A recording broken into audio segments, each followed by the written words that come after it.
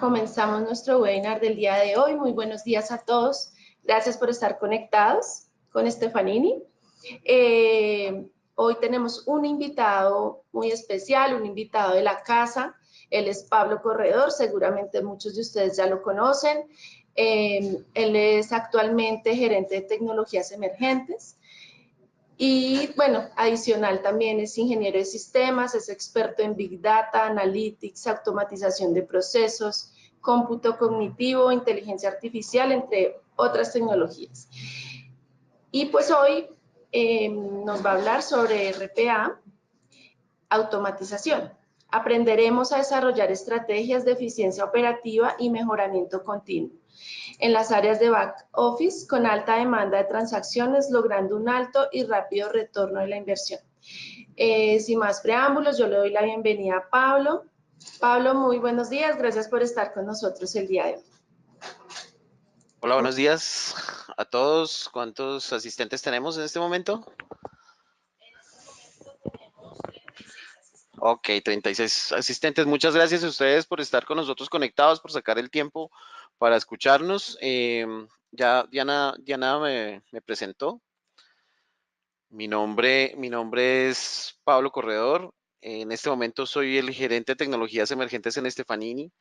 Mi rol dentro de la compañía tiene un ingrediente muy importante de vigilancia tecnológica, pues que está al servicio de ustedes, nuestros clientes. Cada vez que alguien necesite algún tipo de activación o de averiguación sobre nuevas tecnologías para resolver un problema, puede acudir a nosotros. Mi trabajo precisamente es ver cómo se habilitan esas nuevas tecnologías en Colombia principalmente y pues con algunos de mis pares en Latinoamérica. Hoy les vamos a compartir información acerca de RPA, que es una tecnología que me imagino muchos ya conocen o han escuchado. Y vamos a darle un enfoque interesante desde la perspectiva estratégica y desde el conocimiento de lo que está pasando realmente en el mercado con esta tecnología. Pero antes de empezar, quiero que recordemos un poquito. Quiero que recordemos un poquito el inicio del año. Al inicio del año, en general en Colombia, en las redes sociales, se disparó una tendencia importante que se llamaba el 10-Year Challenge. Yo imagino que muchos de ustedes participaron. Reconózcanlo, pueden levantar la mano los que participaron en el 10-Year Challenge. Y preparando este material para compartir con ustedes el día de hoy, encontré un 10 Years Challenge de una compañía que se llama Boston Dynamics. Boston Dynamics es la compañía líder en temas de robotización. Y aunque hoy vamos a hablar de RPA, que tiene inmersa la palabra robot, no son la misma clase de robots.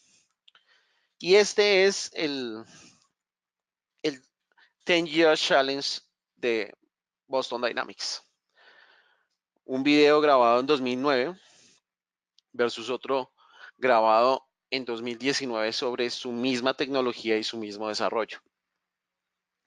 Como pueden darse cuenta, como pudieron ver en el video, el avance que ha tenido Boston Dynamics en sus robots físicos es impresionante.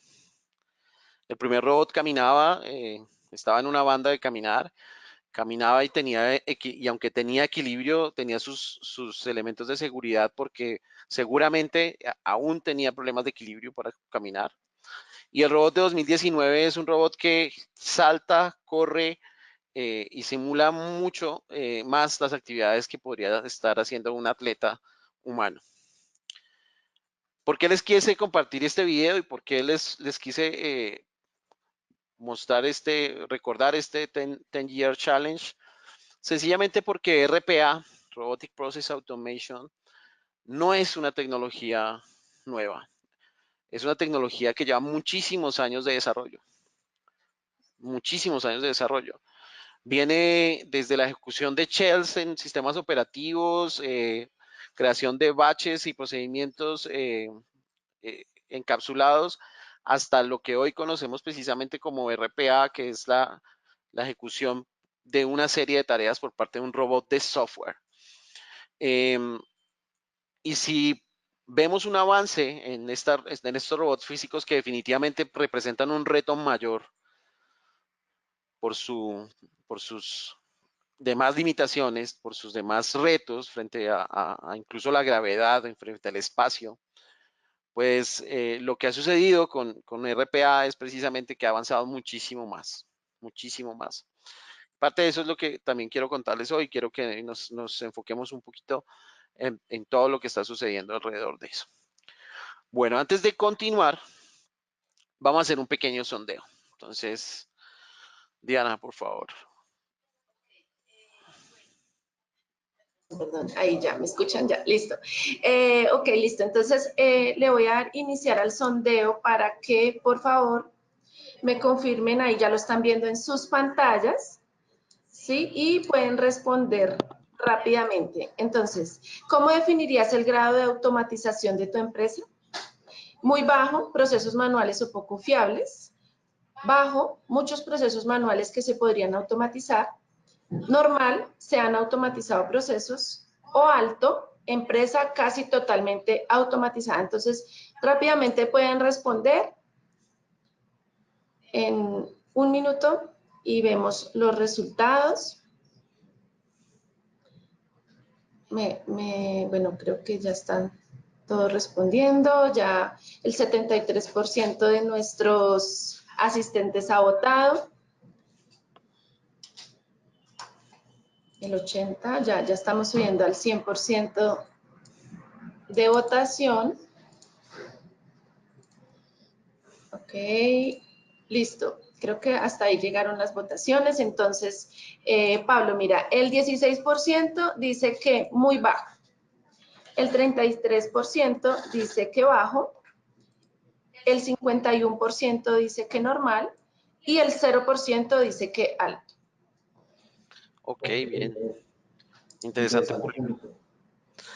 Bueno, vamos a empezar entonces por definir qué es RPA. Y para hacerlo, entonces vamos a empezar por definir qué es y qué no es RPA. Y para eso les quiero presentar dos casos de estudio. El primero de ellos es de esta empresa que me imagino todos conocen. Esta empresa en 2017, por situaciones presupuestales, se vio abocada a la ejecución de proyectos que redujeran sus costos operativos. En ese entonces, Jim Walker, que era la persona líder del proyecto de servicios compartidos de la NASA, decidió experimentar con RPA en 4 áreas: cuentas por pagar, cuentas por cobrar, gastos de tecnología y recursos humanos. Parte de la definición que Jim hace sobre RPA es que es muy simple, es decir, la frase que él pone es: hasta ahora no es ciencia espacial. RPA es algo simple de hacer. Y es muy impresionante ver la estadística que coloca, donde el 86% de las transacciones que se hicieron en el área de recursos humanos se hicieron sin ninguna intervención humana después de que se implementó el proceso. Eso fue en 2017, hace 2 años. ¿Sí? Hoy día Jim ya no hace parte de la NASA, está de hecho trabajando como representante de uno de los fabricantes de RPA líderes del mercado para el sector gobierno en Estados Unidos. Es decir, que fue el proyecto altamente exitoso. El otro proyecto que quiero compartir, pues es un proyecto que innegablemente no podíamos dejar por fuera del radar. Y no podemos dejarlo por fuera porque es una de las implementaciones más grandes de robótica con RPA que existe en el mundo hasta el momento. Y también en 2017 ellos ganaron un premio, el premio Gartner Ion Innovation por esa estrategia de eficiencia de costos basados en RPA. ¿Mm? Si ustedes ven en la pantalla, básicamente las palabras de Jorge Iván Otálvaro, que sigue siendo hoy el presidente de servicio para los clientes en Bancolombia, muestra muy claramente cuál es la estrategia del Grupo Bancolombia en los temas de robótica. Para los que quieran leer el caso de estudio, este caso de estudio está publicado no solamente en el URL que está abajo, en la parte de abajo, sino también hay un caso de estudio hecho por uno de los fabricantes de las herramientas que utilizan en Bancolombia, porque tiene varias implementaciones, diferentes implementaciones. Y el caso realmente es impresionante. Estamos hablando de que en el primer año él tuvo un ROI, una tasa interna de retorno de su proyecto de 1.300%, basado en más de 9.000 robots. Hoy día tienen más de 9.000 robots ejecutando tareas.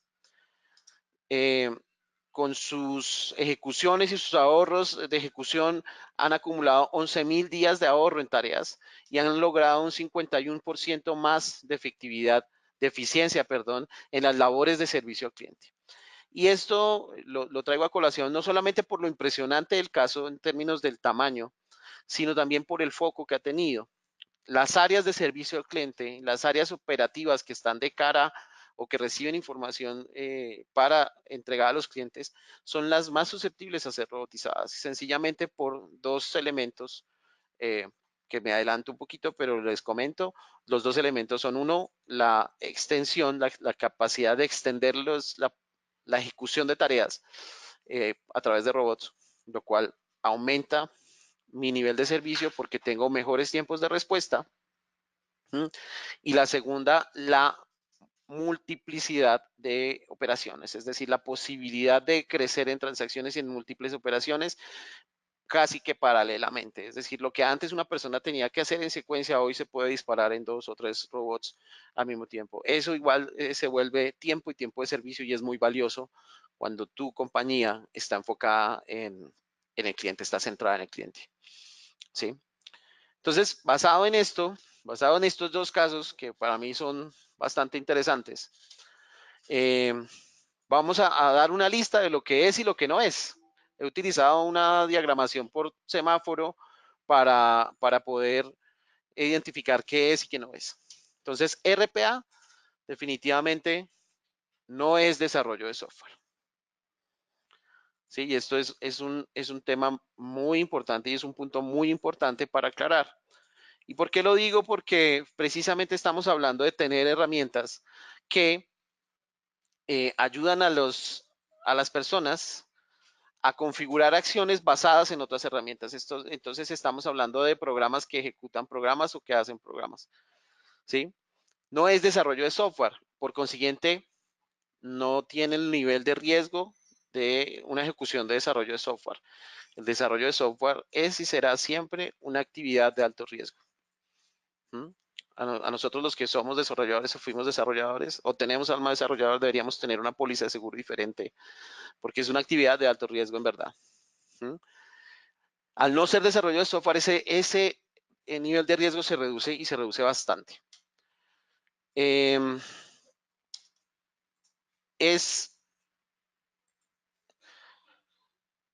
RPA no es la solución a la problemática de los procesos de negocio y esto es muy importante aclararlo porque muchas veces se confunde el término y se confunde la ejecución de RPAs para, como se dice aquí en Colombia, para tapar un hueco, ¿sí?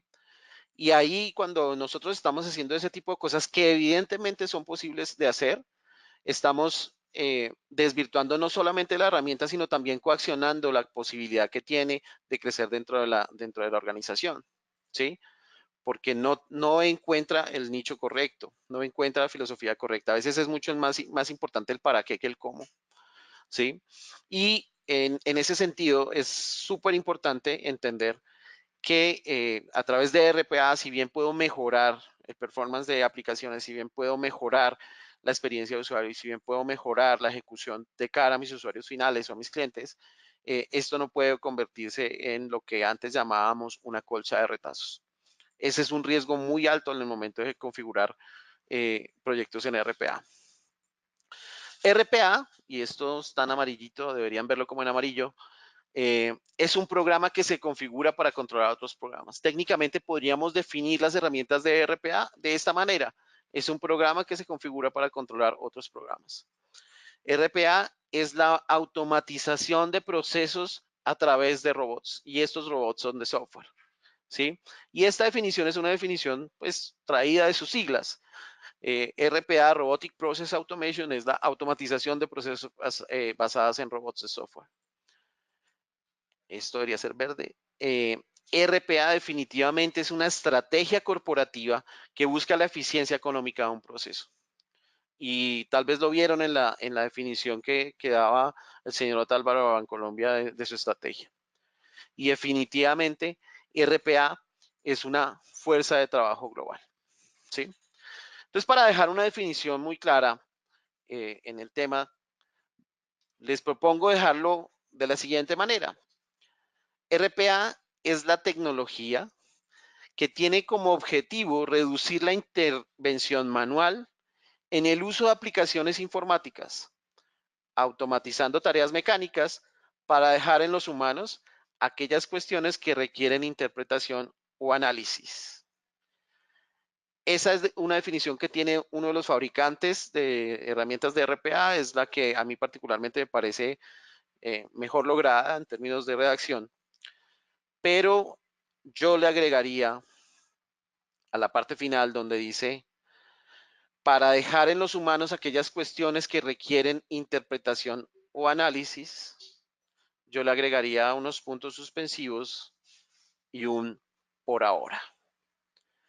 ¿Y esto por qué? Porque definitivamente, y ya hoy es una realidad, RPA se está integrando muy fácil y muy rápidamente con herramientas de inteligencia artificial que le permiten extender sus capacidades. Hoy podríamos decir que un robot de software puede simular en un alto porcentaje la tarea que ejecuta un humano en una oficina. La limitación hoy día es tiempo y costo. Es decir, las herramientas de inteligencia artificial, Machine Learning y Deep Learning, conectadas con un habilitador como RPA, pueden lograr ejecuciones bastante interesantes en términos de proceso. Y eso es algo que indudablemente va a revolucionar y está revolucionando el mundo. ¿Sí?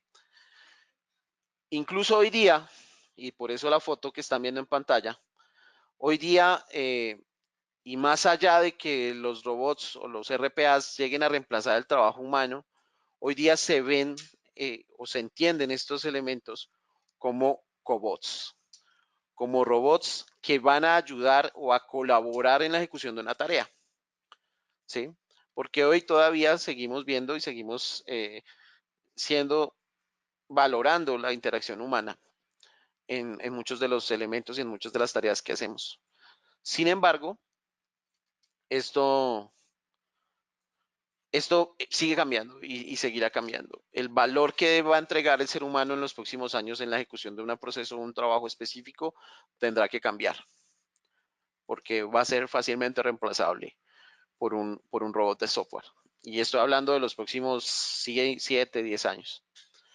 Hoy día el 57% de los robots que existen en el mercado son robots asistidos. Asistidos es una categoría de robots que se disparan a demanda de un ser humano, es decir, pues tienen diferentes categorizaciones, se llaman asistidos y no asistidos o atendidos y no atendidos, dependiendo del fabricante, pero al final se trata de ese tipo de robots de ejecución que es demandada por un ser humano, es disparada por un ser humano para hacer una parte del proceso. Normalmente en procesos muy complejos, los procesos muy complejos se terminan dividiendo en varios robots asistidos que el humano termina orquestando. Cuando hay muchas interacciones, bueno, hay diferentes condicionales que lo pueden hacer. Desde hace rato en la Universidad de Oxford, desde 2013, se hizo una investigación precisamente donde se habla del tema del trabajo del futuro y es parte de la revolución misma del trabajo del futuro lo que está acelerando esta tecnología de RPA. Y en esa investigación que hacen estos señores Frey y Osborne, hablan de que un 47% del empleo de hoy será automatizado en las próximas décadas, en las próximas 2 décadas. Eso fue 2013, ya vamos prontos a terminar la primera década después de ese estudio. Y seguramente ustedes pueden estar viendo o pueden estar identificando, si no lo han visto en ejecución, opciones y oportunidades de automatización en sus trabajos propios o los de su equipo o los de su empresa. ¿Sí? Hay otra estadística que tiene Forrester que dice que el precio de los robots en RPA a partir del 2019, de este año, va a empezar a bajar porque se va a comoditizar. Y eso también lo estamos viendo en el mercado. Hoy estamos viendo precisamente cómo las herramientas líderes de mercado vienen con unas ofertas comerciales muy interesantes y muy agresivas, dando un valor muy interesante a sus ejecuciones. Y pasará a 2020 con un crecimiento de 2017 a 2018, el crecimiento fue por encima del 110%, del 2018 al 2019, a lo que llamamos del 2019, el crecimiento de RPAs en el mundo va por encima del 130% y se estima que para 2020 el crecimiento va a mantener la racha, es decir, entre un 120 y un 130%. Y esto va a ser, va a redundar en que los precios del licenciamiento de producto tengan un ajuste y ese ajuste va a hacer que se masifique todavía más. ¿Sí? Pero salgámonos un poquito de la parte comercial y de precios y de producto. Veamos y analicemos las posibilidades que tenemos nosotros mismos en nuestros propios trabajos o en los trabajos de las personas que están en nuestros equipos. ¿Sí? Hay un estudio también que dice que el 63% del trabajo que hoy día se hace en las oficinas tiene potencial de ser automatizado. Y en esa clasificación que están viendo en pantalla, ustedes pueden identificar qué niveles de procesamiento. Este estudio es desde el 2018. No he visto la actualización para este año, pero ustedes pueden identificar precisamente en qué nivel de porcentaje pueden estar siendo automatizadas algunas de las tareas. Y aquí en este estudio nos salimos de RPA. Aquí ya hay varios diferentes niveles de automatización, incluso robótica.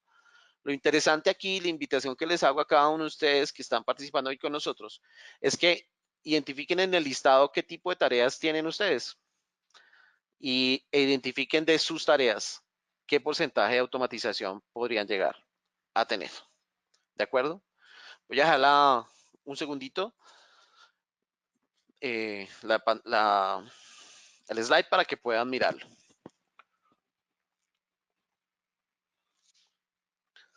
Esta información se basa en un estudio que hace McKinsey que se llama Empleos Perdidos y Empleos Ganados y que habla precisamente de la transición de la fuerza de trabajo en la era de la automatización.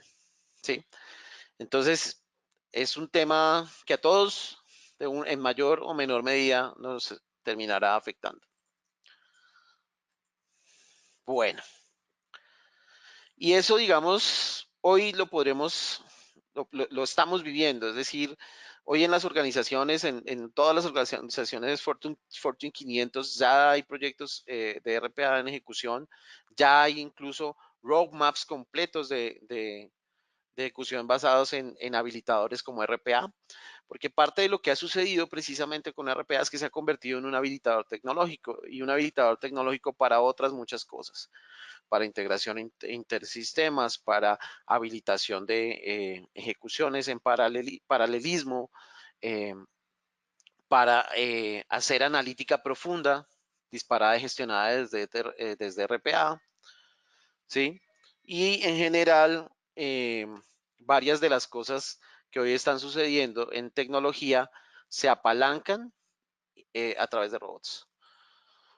Como les decía, para 2021 se estima tener un tamaño de mercado de 2.900 millones de dólares. ¿Sí? Eso es un crecimiento a hoy por encima del 150%. Eso es un estudio que hace Forrester al respecto. Bueno, ¿qué está pasando precisamente en los temas de RPA y en su vinculación con la inteligencia artificial? Antes, hace 2, 3 años, cuando nosotros empezamos a trabajar en estos temas de RPA, se veía y se vislumbraba precisamente, como les decía, hace 2, 3 años cuando empezamos con estos temas a revisar, era todavía proyecto la integración de RPA con inteligencia artificial. No porque no existiera no porque no se lograra, sino porque sencillamente, así como no estaba masificado el RPA, tampoco estaban masificadas las posibilidades de inteligencia artificial. Hoy día eso ya no es así. Todos los grandes vendors de productos de RPA están incluyendo librerías de inteligencia artificial.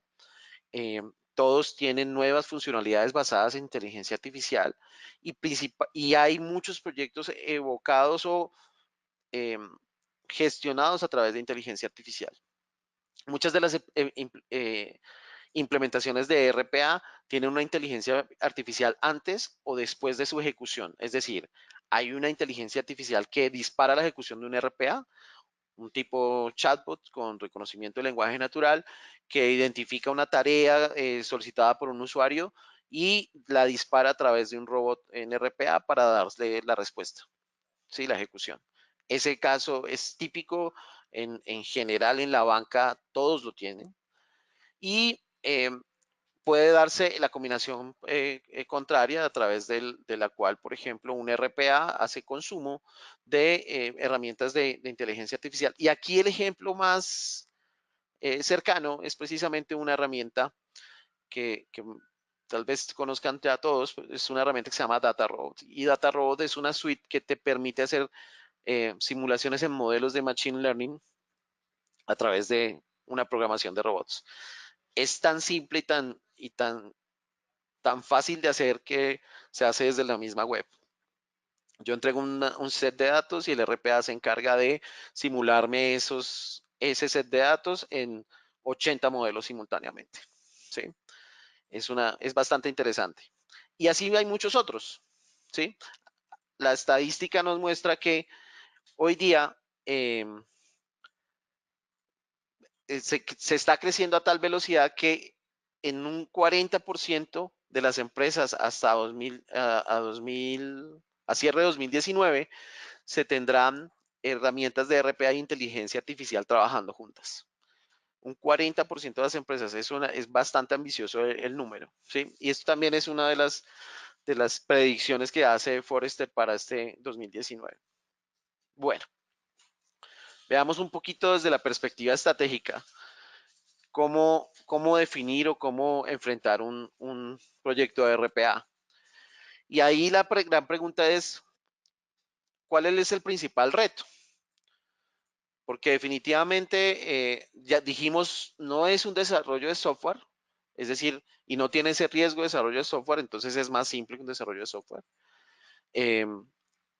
Tiene la posibilidad de mejorar tu performance financiero en una ejecución de un procedimiento o un proceso, ¿sí? Pero ¿cuál es el reto? El reto finalmente es poder identificar, calificar y priorizar las oportunidades de robotización que yo tengo en mi organización. Y pueden ser pocas o pueden ser muchas. Hay muchas variables que influyen precisamente en tomar esa decisión. Y hay muchas variables de orden estratégico en la toma de esas decisiones. ¿Sí? Hoy pretendo justamente poder desmitificar algunas de esas cosas con la charla que quiero tener con ustedes. ¿Sí? Y para los que están un poquito más avanzados en el tema y que ya han conocido de RPA, seguramente se pueden estar preguntando, bueno, ¿y en qué momento entra un centro de excelencia? Y es una pregunta muy válida frente a este reto que estamos teniendo de identificar, calificar y priorizar. ¿Sí? Y la verdad es que no hay una respuesta única. ¿Mm?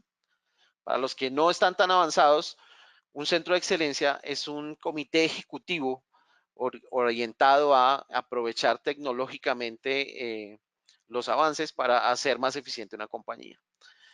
Se masificó y se volvió también famoso de la mano de RPA, justamente porque esta tecnología, por su facilidad de implementación, empieza a ser mucho más estratégica, empieza a estar mucho más en las manos del negocio que en las manos de tecnología. ¿De acuerdo? Y por ende tiene que tener un lineamiento estratégico asociado. El señor Jorge Iván Otálvaro, de la persona que ya habíamos hablado, que es el vicepresidente de servicio para los clientes del Grupo Bancolombia, tiene una frase muy particular y lo cito precisamente por eso, porque me parece que es muy adecuada. Él dice, RPA sirve para todo, pero no es para todo. Y eso traza una delgada línea roja entre que sí y que no, ¿sí? Y ahí es donde empezamos a enfrentarnos un poco con los mitos y con las tendencias y con las necesidades. Eh, Él hace un desglose de estas cosas y hace unos ejemplos bastante particulares. No en todos, Pablo Corredor, está de acuerdo con él, pero pues definitivamente él ha implementado más de 9.000 robots, tiene un poco más de experiencia. Entonces, creo que es muy importante poder trazar esa línea y digamos que cada organización tiene que definir muy claramente cuál va a ser esa línea, ¿sí? ¿Dónde están los mitos? Eh, el primer gran mito es precisamente si debo o no robotizar un proceso, un mal proceso. Y la pregunta puede tener tantos adeptos como detractores. Definitivamente a través de RPA un mal proceso seguirá siendo un mal proceso. E incluso, y por eso la pregunta, tal vez sea peor un mal proceso. Y ahí es donde es interesante el ejercicio, porque precisamente a través de eso, a través de esa posibilidad, es que yo puedo sacar a la luz con RPA muchos de los vicios que existen en los procesos organizacionales. Eh, y eso puede ser una ventaja organizacional, eso puede ser una ventaja corporativa. La pregunta es, ¿cuál es la cultura organizacional en la que tú vives? ¿Sí? Y dependiendo de eso, va a ser bueno o malo enfrentar ese tipo de procesos a través de RPA. El segundo mito importante para vencer es, si yo a través de un robot logro la eficiencia de un FTE, de un full-time employee, logro esa eficiencia, ¿significa que debo reemplazar a la persona por un robot? Y la respuesta de nuevo va de cara a la cultura organizacional. Puede que sí, puede que no. No hay una respuesta absoluta, porque tiene que estar alineada hacia la estrategia organizacional y hacia yo qué quiero hacer con esa capacidad adicional que estoy generando gracias a los robots. Y me devuelvo de nuevo al ejemplo de Bancolombia. 9.000 robots, es impresionante. Y al final con los 9.000 robots están ganando 11.000 días de proceso año. Eso significa que hay 11.000 días de posibilidades para un mejor servicio, para un crecimiento organizacional, para una mejor participación en el mercado, para un montón de cosas adicionales. ¿Sí? Pero al final la respuesta debe estar asociada a la cultura organizacional de la compañía en la cual estoy. ¿Sí? El otro mito que es muy importante y es uno de los más polémicos con el señor Otálvaro es precisamente que RPA se vuelve el ahorro de los costos de la deuda técnica de las compañías. El señor Otálvaro es muy estricto en decir que no se automatiza deuda técnica. Y cuando yo digo que es muy estricto en decirlo es porque eh, yo encuentro y he vivido algunos escenarios en mi vida profesional donde la deuda técnica no tiene otra solución diferente a nuevos proyectos o a nuevas tecnologías. Y no porque las tecnologías no logren su cometido, sino porque sencillamente los proyectos, por definición, tienen un principio y un fin, ¿sí? Y al final, en este mundo de la hoy llamada transformación digital, donde debemos preocuparnos por los usuarios, finalmente esa deuda técnica es un sacrificio de un usuario. ¿Sí? Para mí esa respuesta está más asociada y está más llevada a saber esa deuda técnica cuánto me está costando en vida de usuario, cuánto me está costando en calidad de vida e incluso en menospreciar sus capacidades. Entonces no es tan blanco y negro para mí ese mito en particular, Pero sí es un punto de foco y de cuidado, porque también les decía al principio, no podemos dejar que RPA sea la herramienta para tapar los huecos y no podemos volver que con RPA se nos vuelva una colcha de retazos. Me perdonan los que no son colombianos, es una expresión muy nuestra, ¿sí? Y es precisamente hacer todas las cosas sin orden, sin estrategia, ¿sí? Pero sí debemos tener en cuenta al usuario y debemos tener en cuenta cuánto le ha costado al usuario. O sea, una deuda técnica de 2 años es imperdonable, hay que atacarla rápidamente. Y RPA tiene el beneficio preciso de que tiene un time to market muy corto. Hay estadísticas que muestran que normalmente con RPA yo puedo tener una variación de 1 a 7, es decir, lo que normalmente haría por software en 7 meses, lo hago en RPA en 1 o menos. ¿Sí? No son estadísticas muy formales porque cada proceso es independiente, pero sí existen esas mediciones que nos ayudan precisamente a valorar este tipo de tecnología. ¿Mm? Por otro lado, el tema de la baja calidad y la exhaustividad de los datos de cara a los proyectos de RPA, pues precisamente se enfoca en, en entender que siendo un robot un elemento inerte, pues no tiene la capacidad decisoria para saber si los datos son buenos o son malos. Entonces, si yo no tengo la posibilidad de entregarle al robot una información certera, pues mis procesos no van a tener el resultado que necesitan tener. ¿De acuerdo? De ahí ese mito precisamente de la baja calidad y la exhaustividad de los datos, que es definitivamente un requisito importante para los proyectos.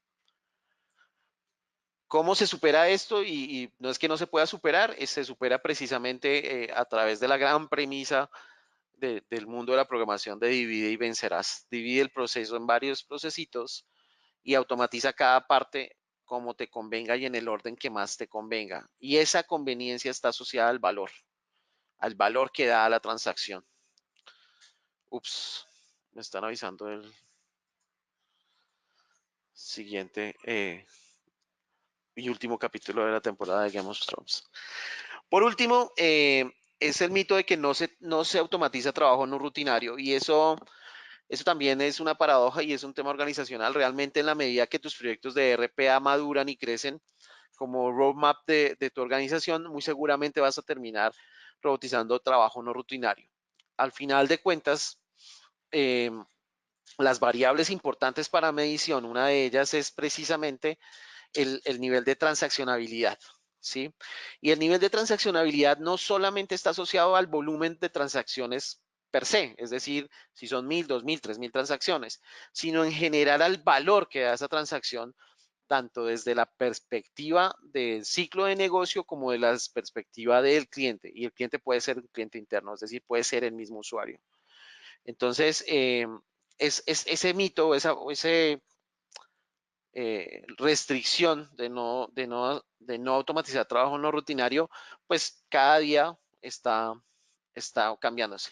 Y como les decía, la perspectiva de lo que va a pasar en el mundo es que se va a comoditizar mucho más el precio de las herramientas, pues definitivamente vamos a encontrar más aplicaciones de RPA en este tipo de cosas. Es decir, las rutinarias de primero, evidentemente, es donde más valor deberían generar, y las no rutinarias como segunda o tercera etapa. ¿Mm? Bueno, ¿qué es importante aquí tener en cuenta y parte de todo esto es poder hacer un muy buen caso de negocio, poder justificar muy bien el ejercicio de robotización con un caso de negocio? Y cada uno de los fabricantes y cada una de las consultoras tienen su método propio para evaluar el caso de negocio. Yo les quiero mencionar ahorita las 6 variables más representativas para nosotros en el momento de hacer la evaluación de un caso de negocio. Cuando yo estoy hablando de un proceso, lo primero que defino o lo primero que evalúo es la predictibilidad del proceso, ¿sí? Y esa predictibilidad del proceso está asociada precisamente a qué tan descrito o qué tan fácil de describir es el proceso y de documentar. Y qué tan conocidas y estandarizadas son sus reglas de negocio, ¿sí? La segunda línea, y es que es muy importante y es muy relevante, es la carga de trabajo manual. ¿sí? Al final me interesa saber cuántas horas, cuántos días puedo estar liberando a uno de mis usuarios o a un grupo de usuarios para efectivamente ponerlos a hacer algo más que ayude a crecer el negocio, ¿sí? Y ahí este tema de la medición propia del proceso y de los tiempos es fundamental. El tercer punto tiene que ver con la casuística y es qué tantas excepciones tiene el proceso, ¿sí? Eh, y ese volumen de excepciones, ese límite de excepciones, pues debe estar de cierta forma asociado al volumen de las mismas. Es decir, yo puedo tener un proceso que normalmente el 80% de las cosas se va por uno o dos casos y el otro 20% se me describe en 50 casos. Para mí es un candidato a automatizar importante porque puedo llegar al 80 y el otro 50 lo derivo a un usuario que pueda seguirlo haciendo. Si ya estoy en una segunda o tercera ronda de automatización donde estoy haciendo la mejora continua que todos estos procesos llevan, pues probablemente de esos 50 voy a tomar los de mayor incidencia y empiezo a hacer Pareto cada vez que quiero agregar nueva funcionalidad.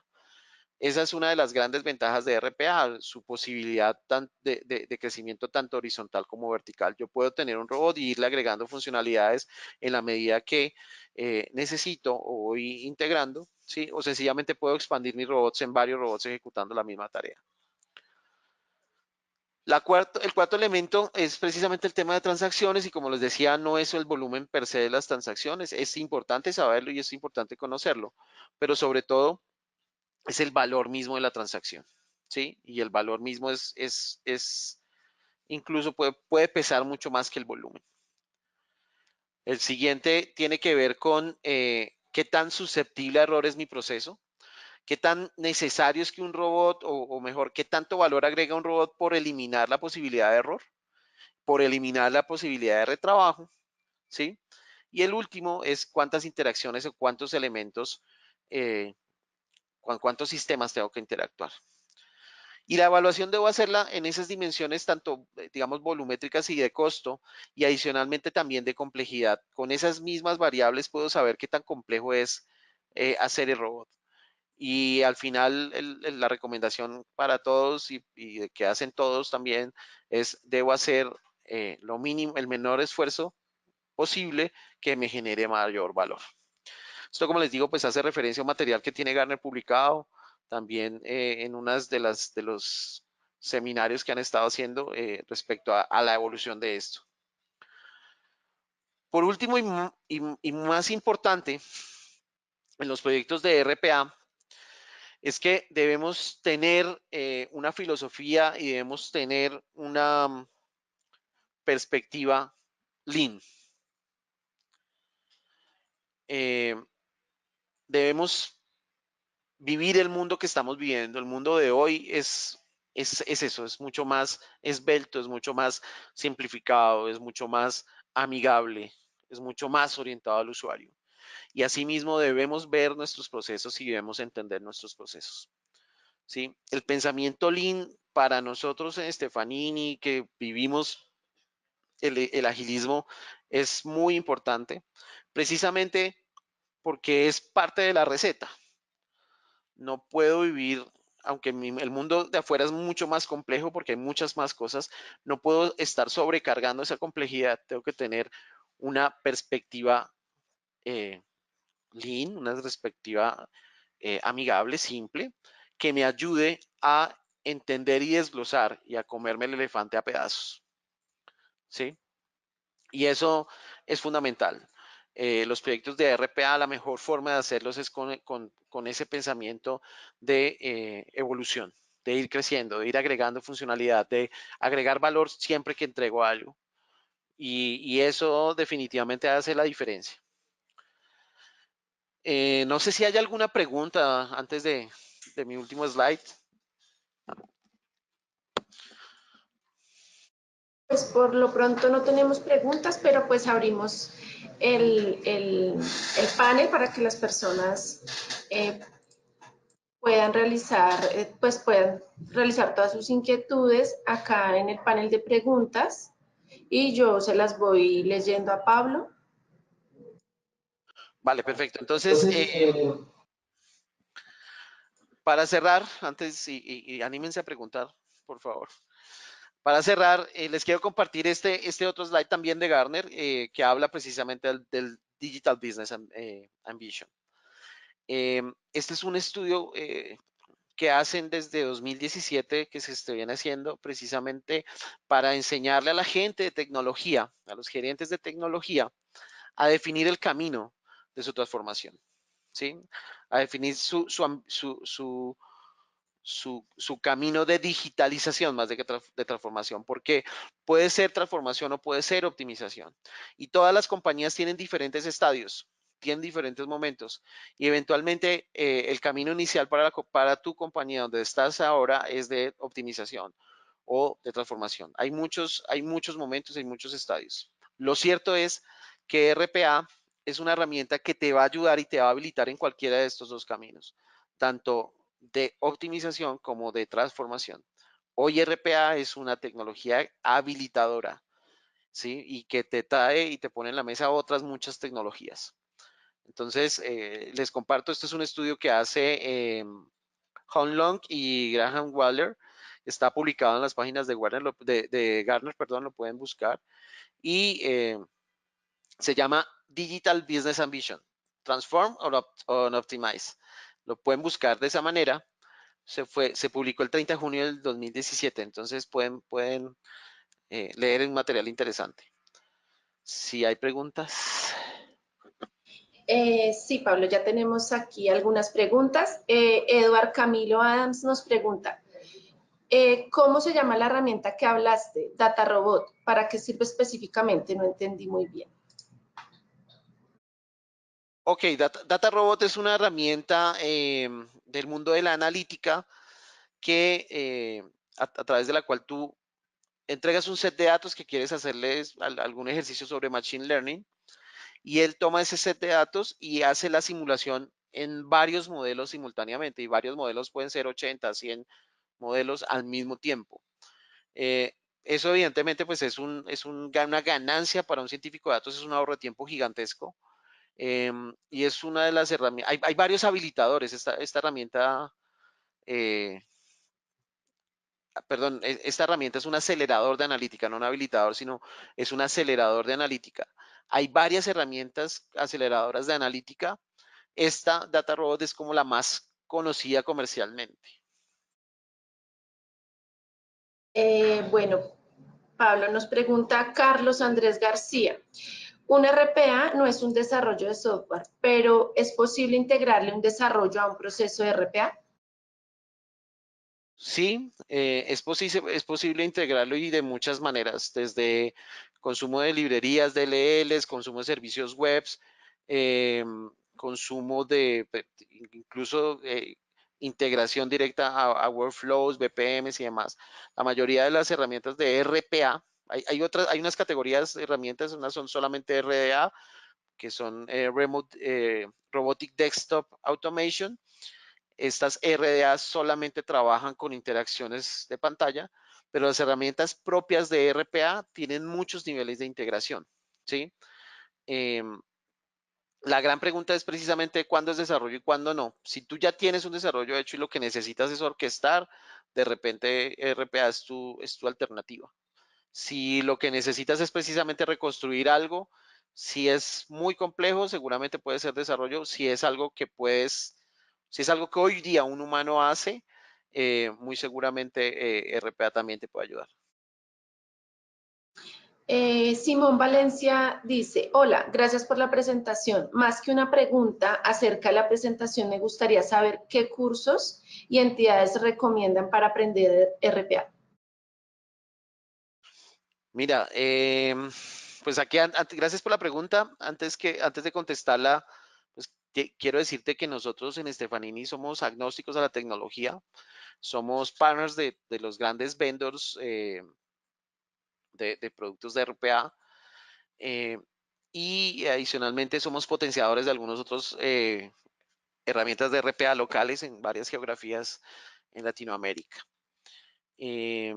Definitivamente hablar de la herramienta es importante, es decir, cada herramienta tiene sus bondades y también tiene sus limitaciones. No hay una herramienta perfecta. Cuando nosotros hacemos nuestros servicios, yo siempre le digo a los clientes antes de que compres una licencia, entendamos qué es lo que necesitas para que compremos la licencia correcta, porque son muchas variables de influencia. Ahora sí contesto tu pregunta y perdón por alargarme.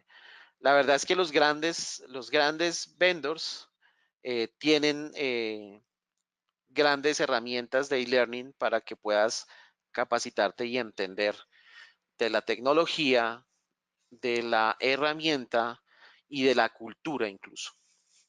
Eh, todos en sus páginas tienen universities o academies o diferentes opciones para que te matricules y hagas, y ya hoy todos, porque eso no pasaba hace 6 meses, perdón, 8 meses no pasaba, ya hoy todos tienen versión community, que es decir, que puedes descargar para que puedas cacharrear, como se dice aquí en Colombia, o que puedas hacer tus pruebas de concepto internas. Pero también ya aprovecho y hago una alerta muy importante y es la versión community no es para usos comerciales, no puede ser para usos comerciales. Y lo aclaro y lo digo porque algunos en el mercado local, principalmente en Colombia, hemos visto problemas precisamente porque le automatizan procesos a las empresas con las versiones community y después les generan inconvenientes. Entonces es muy importante que tengan eso claro. La versión community no puede ser para uso comercial. Pablo, mira, Andrés Felipe Inestrosa pregunta, para que una implementación RPA sea exitosa, ¿es necesario redefinir los procesos existentes o por lo menos evaluar en qué se puede mejorar? Muy buena pregunta. Pues depende mucho también de la cultura organizacional. Yo, yo, yo en mis proyectos tengo una premisa muy importante y es, yo no robotizo nada que no exista. Y hago una aclaración sobre el punto y es, muchas veces te enfrentas al escenario de querer automatizar una mejora del proceso, pero la mejora del proceso no existe, no está. Y cuando te montas en ese carrusel, pues el nivel de riesgo es muy grande, porque el robot necesita poder pararse sobre algo cierto para ejecutar, para aprender y para configurarse. ¿Sí? Tienen la mejor recomendación es que se haga un análisis previo de cada uno de los procesos desde la perspectiva primero de oportunidad, es decir, hay que calificar muy bien si el proceso es robotizable o no, y la segunda es desde la perspectiva de oportunidad de mejora. ¿Sí? Yo personalmente, Pablo Corredor, no soy muy amigo de la perfección en términos de que muchas veces estamos buscando el proceso perfecto y hacemos procesos de consultoría para optimización de procesos y nos quedamos en el papel. Yo soy mucho más de pensamiento evolutivo, soy de pensamiento lean y yo me he dado cuenta en la ejecución de procesos de RPA que las mejoras salen y aparecen en los momentos en que ejecutas, pero no siempre es así. Tiene que ver mucho con la cultura, tiene que ver también mucho con los tipos de procesos. Hay algunos procesos donde vale la pena sentarse a pensar, hay otros procesos donde definitivamente es mucho más fácil sentarse a hacer.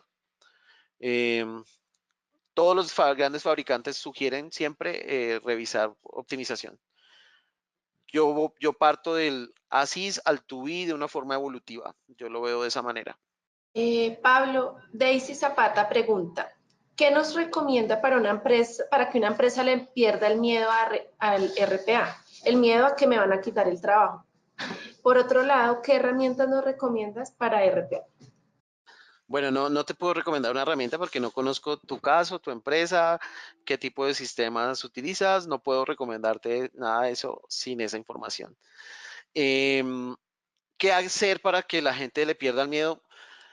Mira, en general, todos los proyectos de tecnología deben incluir siempre un ingrediente muy importante que se llama gestión del cambio. Y la gestión del cambio en RPA es mucho más sensible y tiene que ser mucho más humana, porque el miedo existe. Y más allá de que el miedo existe, es que es una realidad.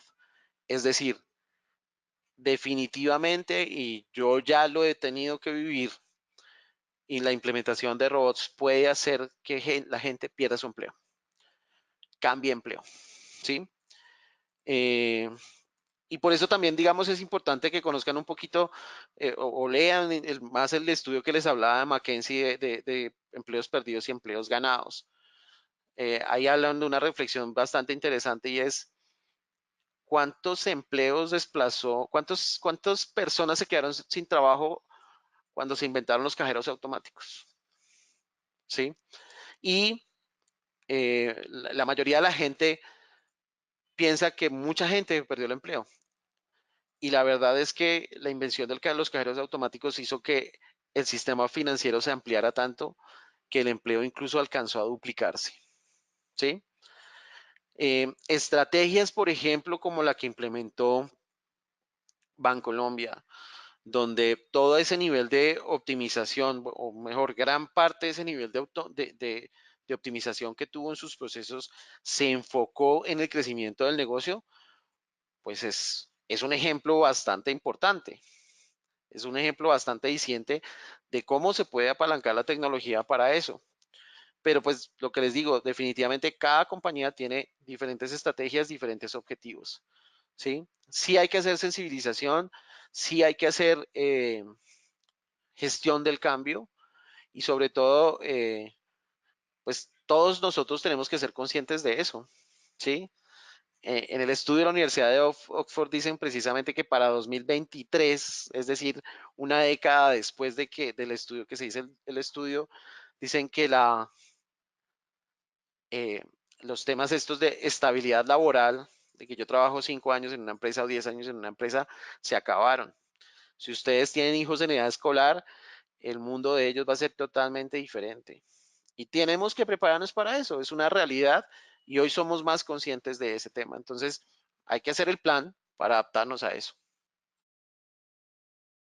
Carlos Andrés García Tobón pregunta, ¿me puede por favor ampliar el concepto de deuda técnica versus ahorro de costos? No me quedó claro, gracias.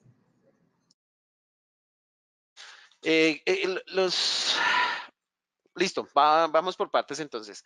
Deuda técnica. La deuda técnica básicamente es, eh, perdón por lo coloquial, en Colombia tenemos una expresión y son los 5 centavos que faltan pan peso. La deuda técnica es esas pequeñas aplicaciones, esas pequeñas funcionalidades que cuando yo hago una implementación de software, cuando digo pequeñas es porque deberían ser pequeñas, quedan pendientes. Bien sea un sprint a otro o bien sea cuando se cierra y se entrega un proyecto. ¿Sí?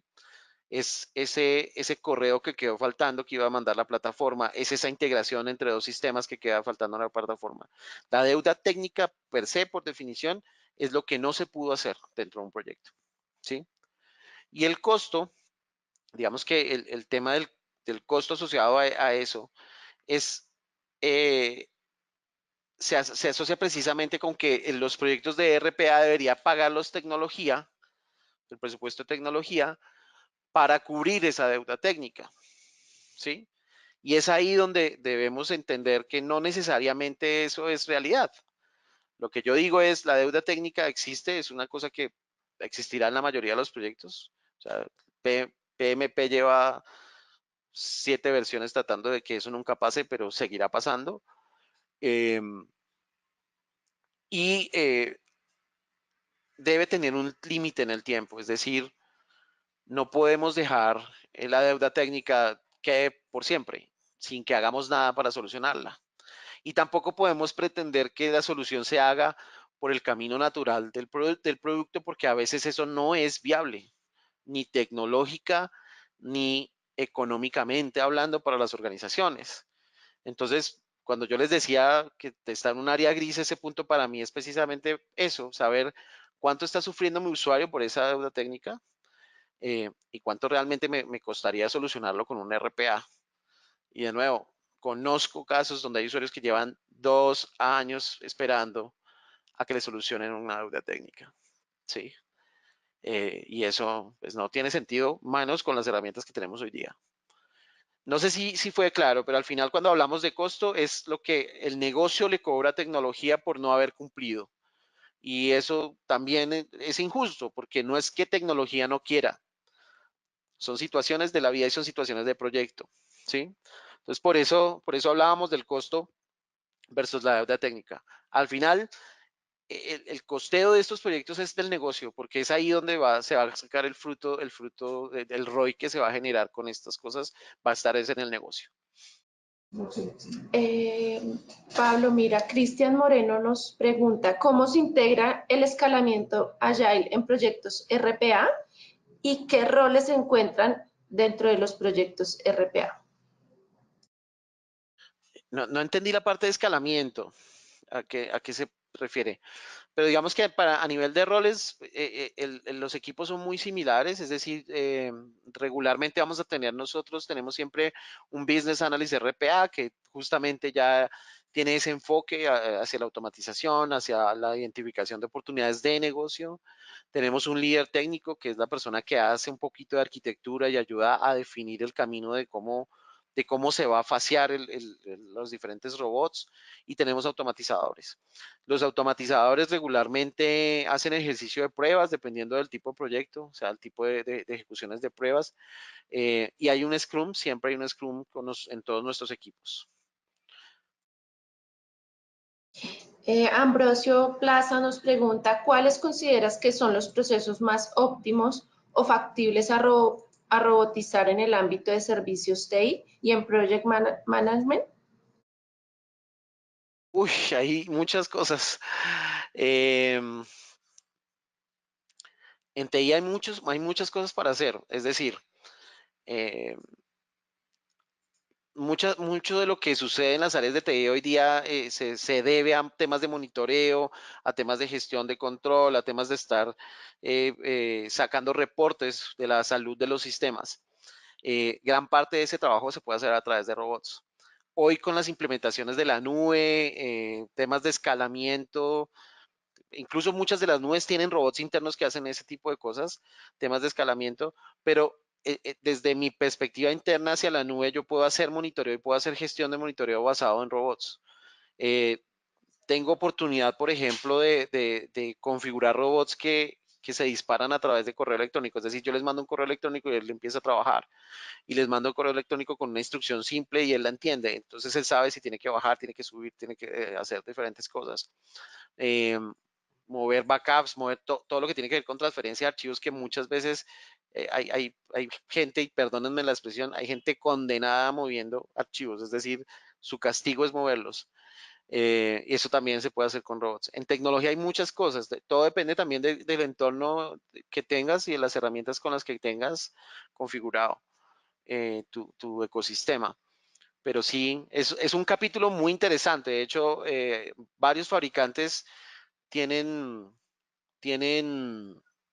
algunas mejores, digamos, prácticas en términos de tecnología, o tienen más foco hacia temas de tecnología en sus herramientas de RPA, ¿sí? Entonces, si quieren me escriben al correo y yo les puedo compartir algo de material, pero sí es una de las áreas donde más hay. La otra área, no sé si de pronto alguien lo preguntó, pero la otra área donde siempre hay oportunidades de robotización es en finanzas. Es en finanzas, servicio al cliente, siempre hay oportunidades de robotización, porque son áreas que tienen que hacer mucha manipulación de datos, mucha digitación, mucho síndrome de la silla giratoria. El síndrome de la silla giratoria es, yo llevo información de un sistema en la cabeza a otro sistema. Y eso definitivamente es un trabajo que puede hacer un robot. Bueno, Pablo, tenemos aún varias preguntas.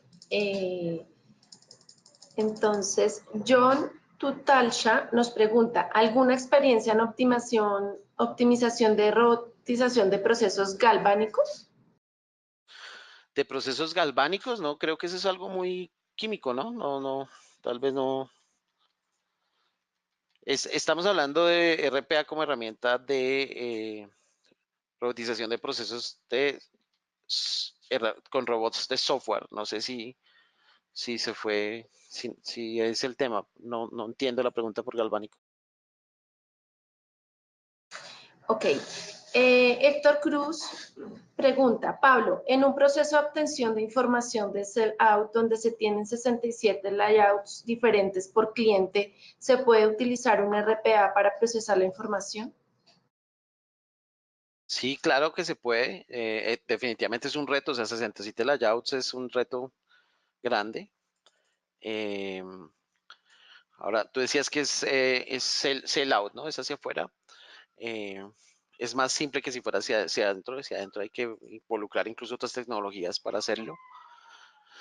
Pero sí, el reto realmente se deriva a qué tan leíbles son esos layouts, qué tan fácil los podemos configurar dentro de un robot. Ahora, Ahora, eh, la recomendación que les hacía al principio, eventualmente eso es un tipo de procesos que hay que medir el número de transacciones, definir cuáles son los layouts más importantes, cuál es el 80-20 y atacarlo para generar valor más rápidamente. bueno, vamos con las dos últimas preguntas. Andrés Eduardo Hernández pregunta, ¿vale la pena aplicar RPA cuando se tiene una susceptibilidad de error humano en el proceso? Si la susceptibilidad de error las puedes solventar con el robot, claro que sí. Ahora, todo esto hay que volverlo números y todo esto hay que volverlo ROI. Si el error cuesta mucho, pues definitivamente hay que solucionarlo y RPA puede ser la herramienta. Si el error no cuesta mucho o el reproceso no cuesta mucho, pues tienes que evaluar una cosa frente a la otra. Pero si a través del robot puedo eliminar el error humano, por ejemplo, de digitación o de interpretación o mala interpretación de un dato, pues definitivamente RPA te va a ayudar. Pablo, ya por último, Eduard Camilo Adams pregunta, ¿qué hace Stefanini específicamente? ¿Tienen versión community para probar sus herramientas? ¿Con Stefanini puedo implementar RPA? Stefanini, como integradora de tecnología y como consultora, pues ofrece diferentes niveles de servicio en este capítulo de RPA. Nosotros podemos ayudar a las organizaciones desde la identificación de los procesos hasta la automatización de los procesos con herramientas de RPA. Nosotros no usamos herramientas community, es decir, las herramientas community las utilizamos eventualmente o las utilizan los chicos más bien para entrenarse, pero nosotros no las usamos para nuestros proyectos porque pues no es ético, no es legal. Y como les comentaba, pues somos partners de los grandes vendors en términos de RPA en el mundo. Entonces, somos agnósticos a la tecnología, podemos ayudar al cliente desde la identificación de las oportunidades, la selección de la herramienta, la ejecución de los robots, la ejecución o el montaje de centros de excelencia. Tenemos muchas posibilidades de acción con nuestros clientes. Realmente somos muy flexibles para nuestros servicios. Bueno, creo que con esto hemos terminado el webinar para el día de hoy. No me quiero ir sin antes, pues de un lado darle las gracias a Pablo por su tiempo y pues por toda esta información que nos ha entregado. A todos los asistentes quiero recordarles que Stefanini cuenta con un grupo de expertos que los pueden apoyar en toda la implementación de estas tecnologías emergentes y al igual que procesos de transformación digital al interior de sus organizaciones. Tenemos presencia en países como Argentina, Chile, Brasil, Colombia, México, El Salvador, Perú, Panamá. Nos pueden contactar en nuestra página web stefanini.com y en las redes sociales nos encuentran como Stefanini Latam y en Twitter como Stefanini Latam 1. Entonces, nuevamente, gracias y nos vemos en nuestro próximo webinar. Les estaremos contando. Perdón, Pablo quiere nuevamente darles una información. Gracias, Diana.